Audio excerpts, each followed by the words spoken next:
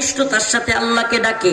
যে কথাটা বলতে গিয়া পঞ্চগড়ের দিকে গেছিলাম, গরিব মানুষ, বাড়িঘর টিনের আছে না নাই, ওই টিনের ঘরের মধ্যে যখন ঝড় তুফান আসে, আমাদের এলাকায় টিনের ঘর ছিল, আমার ঘরই কিছুদিন আগেও টিনের ছিল। এইবার প্রোগ্রামের আগে ওলামায়ে কেরাম বসবে কোথায়, এজন্য একটা ঘর করেছি, তাও কি অত কোনো না, একটা ঘর ইটের করেছি। কিন্তু প্রিয় ভাইয়েরা আমার, ওই টিনের ঘরের মধ্যে যখন ঝড় তুফান আসে না, বিরাট ধাক্কা দেয়। আপনাদের এলাকায় টিনের ঘর আছে তো নাকি? ঝড় তুফানে ধাক্কা দিলে ঠাস টুস শব্দ হয়, শিলা পড়তে থাকে, ভয়াবহ পরিস্থিতি তৈরি হয়। কিছু মানুষ দেখবেন যারা একটু ভয় পায়, দরজায় চিপায় গিয়া লা ইলাহা ইল্লাল্লাহ সুবহানাকা ইন্নী কুনতু মিনাজ জালিমিন, লা ইলাহা ইল্লাল্লাহ সুবহানাকা ইন্নী কুনতু মিনাজ জালিমিন করে কি করে না? করে কি করে না? আবার কিছু আছে বেশি ভয় পাইলে কই আজান দে, আজান দে, বলে কি বলে না? যেই লোকগুলো একটু আগে ভয়ে লা ইলাহা ইল্লাল্লাহ সুবহানাকা ইন্নী কুনতু মিনাজ জালিমিন করছিল, এই লোকগুলোই তুফান থাইমা যাওয়ার সাথে সাথে, বৃষ্টি থাইমা যাওয়ার সাথে সাথে, শিলা পড়া থাইমা যাওয়ার সাথে সাথে একটা সিগারেট, সত্যি বললাম কিনা আমি যাই না শোনা বলতেছি। আচ্ছা কোন তো দেখি, একটু আগে যে আল্লাহ আল্লাহ করলেন, আপনি আল্লাহকে ছাড়া কাউকে বুঝেন না, সব কিছু ভুলে গেছেন, তুফানের ঝড়ের ভয়ে আল্লাহ আল্লাহ করলেন। আল্লাহ নিজে বলতেছে দাউল্লাহ মুখলিসিনা লাহুদ্দিন, তারা তখন ভয়ে একেবারে মুখলেস বান্দা হয়ে যায়। কিন্তু ফালাম্মা নাজ্জাহুম মিনাল বার, যখন আমি বিপদ থেকে উদ্ধার করি, ইযা হুম ইশরিকুন, আবার নাফরমান হয়ে যায়। হইল এটা? আল্লাহর সাথে নাফরমানি করা যাবে না। 16, 17, 18 জুলাই 2024 উত্তপ্ত পরিস্থিতি বাংলাদেশে।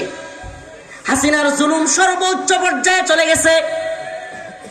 বাংলাদেশের মানুষ এক জেলার খবর আর এক জেলায় পাচ্ছে না, ইন্টারনেট বন্ধ, সিম কানেকশন বন্ধ, সব জায়গার সিম কানেকশন অফ, ওয়াইফাই বন্ধ, টিভি চ্যানেলে পূর্বের খবর দেখাচ্ছে, নতুন কোনো খবর নাই।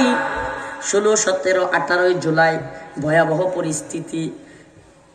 সমস্ত দল, সমস্ত ছাত্র জনতা বিভিন্ন ভাবে বলতেছে উলামায়ে কেরাম কেন নামে না, উলামায়ে কেরামকে ডাকতেছে ছাত্র জনতা, রাজনৈতিক দলের লিডাররা সবাই, যে আলেমরা কেন নামে না, হুজুররাও যদি নামতো।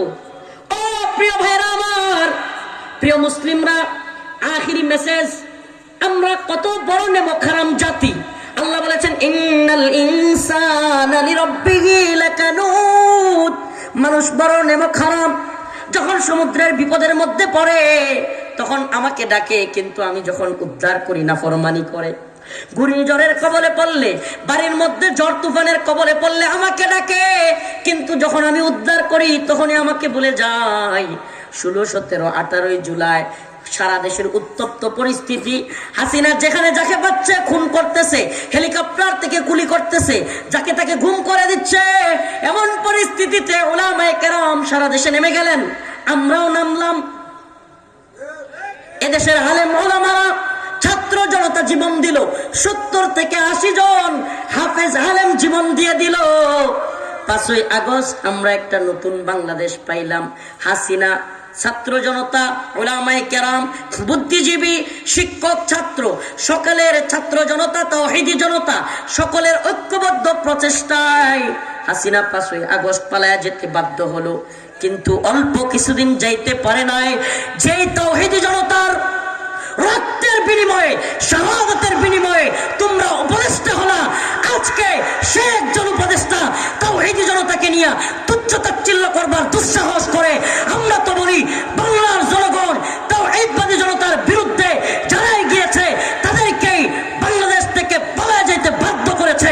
উপদেষ্টাদেরকেও বলি, যদি বাংলাদেশে তাওহীদবাদী মুসলিমদের বিরুদ্ধে যাও, তোমাদের পরিণতি আওয়ামী লীগের পরিণতি হবে।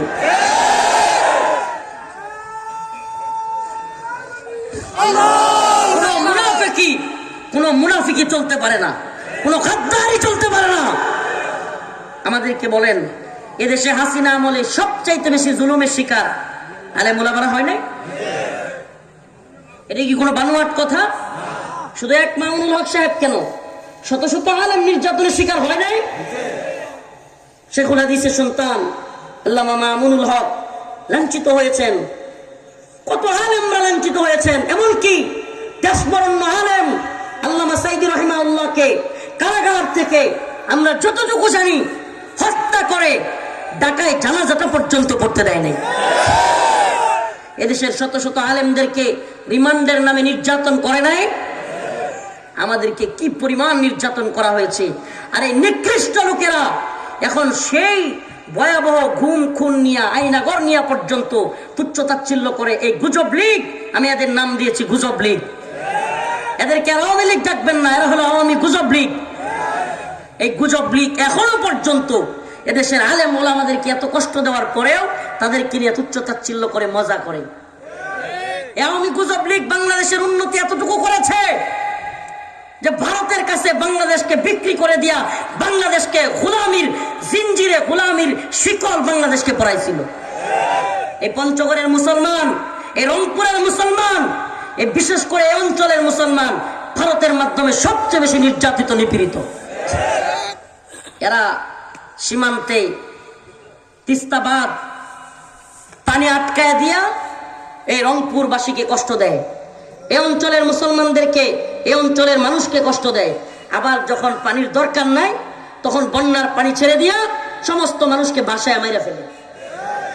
এই তো প্রীতি, এই তো মোহাব্বত, এটারে মোহাব্বত বলে। প্রিয় ভাইরা আমার, বন্ধুগণ আমার, এজন্য বলতেছি